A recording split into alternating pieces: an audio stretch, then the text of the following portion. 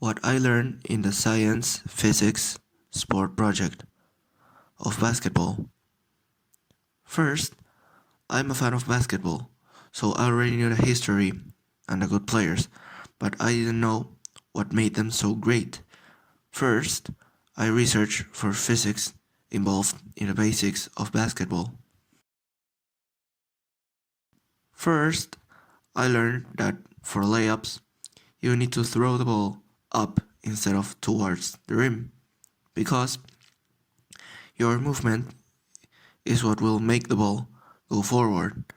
And also, if I'm moving too fast, I need to decelerate in my two steps to not give the ball too much force for it to bounce off into the backboard and get into the rim. Then, my dribbling, I wasn't noticing every time that I was dribbling, I felt the ball lighter.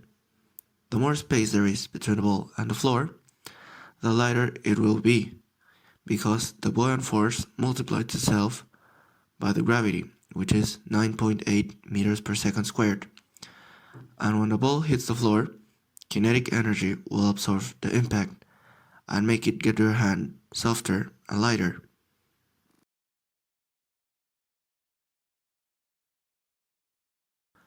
Also, hang time of long jumps.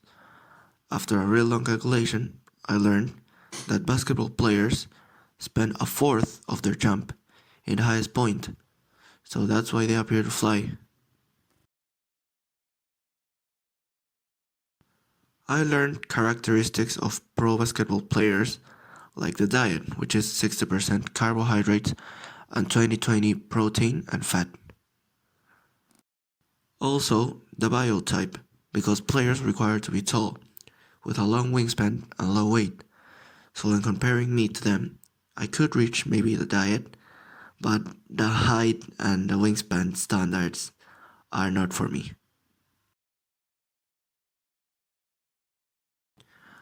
I also learned why players like Steph Curry are so good and so efficient while shooting the ball. That's because of backspin. Every ball has the Magnus force, which cuts the wind, making the ball curve to the rim. And because gravity is there, every ball which goes down accelerates at 9.8 meters per second squared. Also, backspin helps the ball to bounce less hard into the backboard because it creates more friction and the backboard absorbs more energy.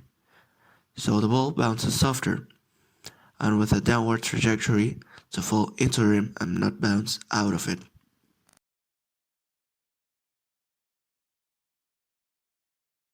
Also, I learned how to break a free throw shooting record, taking into account the distance to the basket, the player's height, and the basket's height with three equations.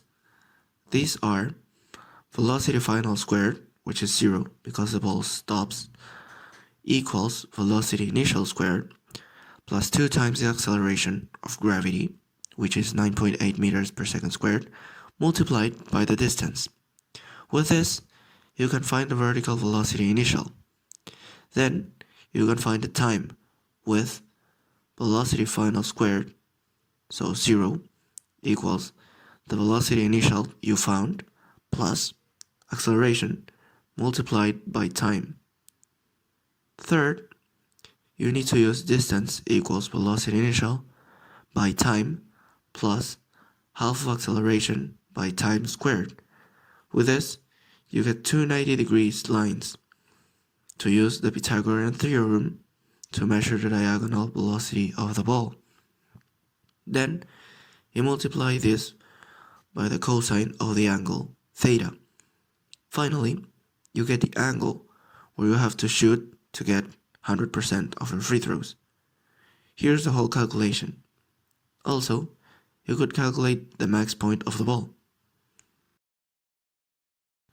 But the important thing is that it's impossible to shoot from the same angle always and apply the same force, because force is applied from the arms and knees, and both would have to make the same movements at the same speed each time, plus measuring the angle just with your eyes and putting the ball at the same height, and many other factors that can be calculated while playing. So even if you repeat a lot, there will be a margin of error that could be calculated with standard deviation. So it's impossible to shoot 100%, but the more repetitions you do, the less variation in your angle there will be. So therefore, you may get close to 100%. And this is what I've learned by doing my basketball sport project of physics.